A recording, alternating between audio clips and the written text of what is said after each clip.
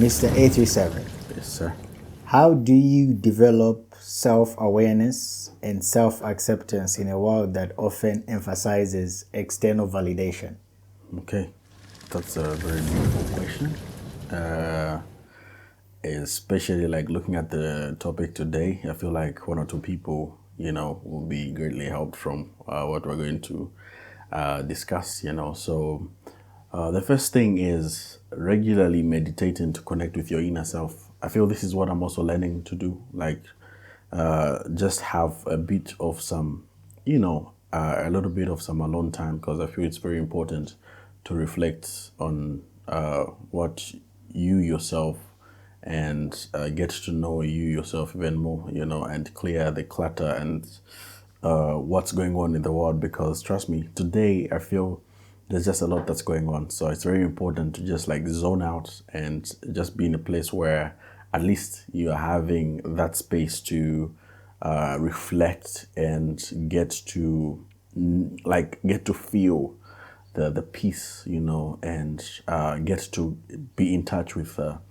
the inner person that we normally neglect, because most of the times we step on ourselves and just throw away what we want, because of generally what the world is doing, what the world is saying, so we mostly gravitate towards that direction and leave out the part of us that really needs our attention the most.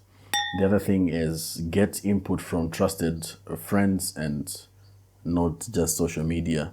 Most often I laugh because I see this happening a lot where people want to get the validation from social media. So every time, whenever they are going through some things, facing some things, often they'll run to social media and just seek for that external validation out there, of which it can be very toxic to you as a person and can be very detrimental to your inner self, because external validation comes often with rejection, so it's a mixture of a lot of things. So you need to be in a place where you seek from the people that you trust the most, and those are your friends and family, those people who are close to you, because nowadays it has become more about digital than reality.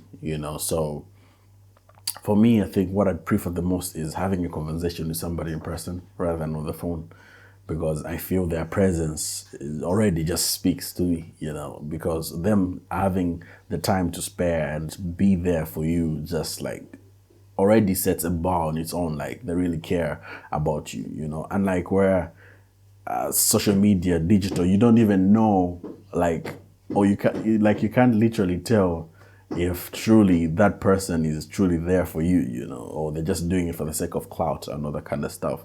But when you have somebody actually in person, you can tell that they truly, because of the body language and all that kind of stuff. The other part is writing down daily about your thoughts and feelings. Yeah, it's very important. There are people who write down. For me, I tend to pull that into songs, but there are moments when I just like it's just too much where it can't fit in a song.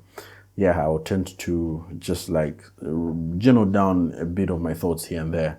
But mostly, I feel songs help me. Writing songs down really helped me a lot. There was a period when I wasn't recording, but I was just like writing songs, like writing, whatever that I face.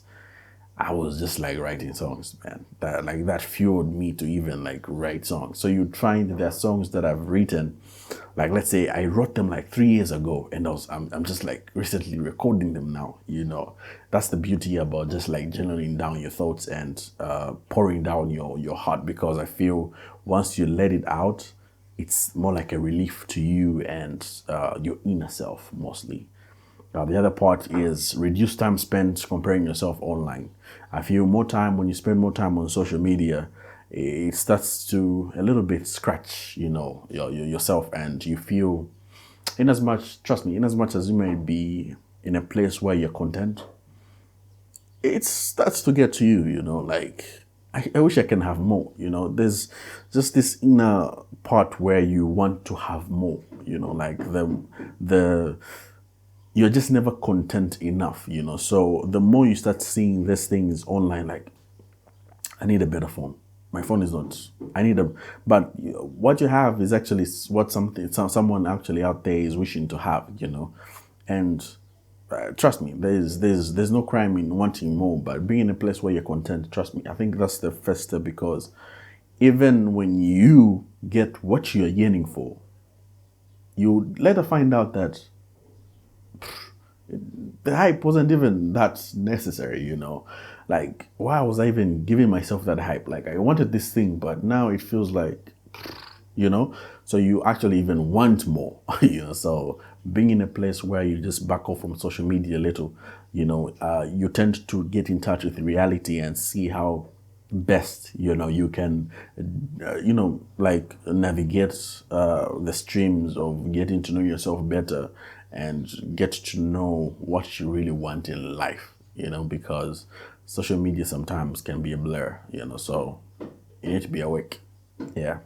The other part is focus on your own growth, not external approval. Focusing on your own growth is a very cardinal and important path to your purpose, because once you set your goals to getting to know yourself even better, getting to know yourself, what you want, what you love doing, what the people you kind of love hanging around with, I feel nobody can come and define you, because if you're defined by other people, then you don't have an identity for yourself. So being in a place where you where you set yourself to be in a place where you say, okay, cool, I want to be in a place where I get to know myself even better, even when the world gets to throw all these names around or try to set an identity for you. You already know the person that you are, because a lot of people nowadays suffer with identity crisis. And that's true. We are seeing it on a daily basis, man. People are suffering with identity crisis. Big time. It's becoming worse than it has ever been. So being in a place where you understand and know who you are and understand who yourself is, I feel it sets a tone apart, like, nah, you can't tell me that. I know who I am, so nobody will change the path for you. There's a picture that always trends mostly on social media where the crowd is going the other direction and only one person is going the other direction. That's what it is to get to know who you truly are. The other part is accept that flaws are part of being human. I feel sometimes we are not generous enough with ourselves, and we are not human enough to just accept, like, this is part of me. I feel there was a point in my life when I couldn't accept my voice. I battle with that still, but I feel like I'm a little bit lenient now. I used to hate hearing myself, especially when somebody's playing my songs and I'm there. I tend to cringe a little, because there's just that part where, all other things. Probably the person loves whatever that I have done, right? And I'm just there noticing the flaws. I'm like, I should have sang better. I should have written better. I should have been in a place where I would have delivered better. So there's always that part of you that's self-criticizing yourself with what you're doing. So being in a place where you accept who you are and accept the flaws that you come with, that it's being part of being human, I feel it tends to set this tone where you are just like comfortable with who you truly are.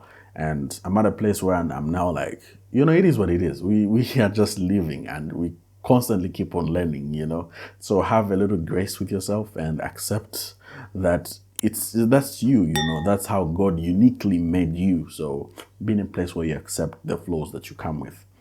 The other part is treat yourself with the same kindness you offer others.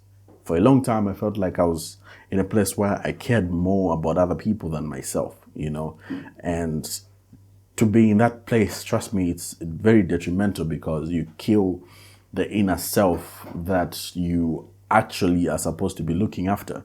So instead of, showing more love and care to yourself, you tend to pour the empty glass that you have to other people, of which it doesn't end well. When that person leaves, now you feel empty and hollow, and it's the type of feeling where it keeps on haunting you.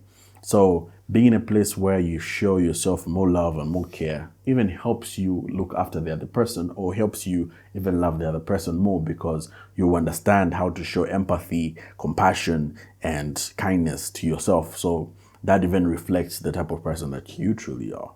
The other part is choose the media that uplifts and inspires you. Not on not all news is good news, right? And not everything that you see is true, especially on the internet, man.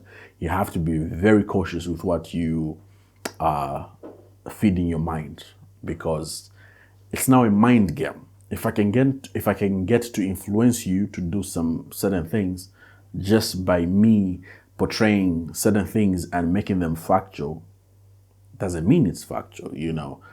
So you have to be in a place where you do your like self-check each and every news that you see, whatever that you're consuming. Self-check. Not everything you just take literally and just apply it. No, not everybody is living the life that they're showing on social media. So be mindful with the media that you are consuming. Very detrimental to your health.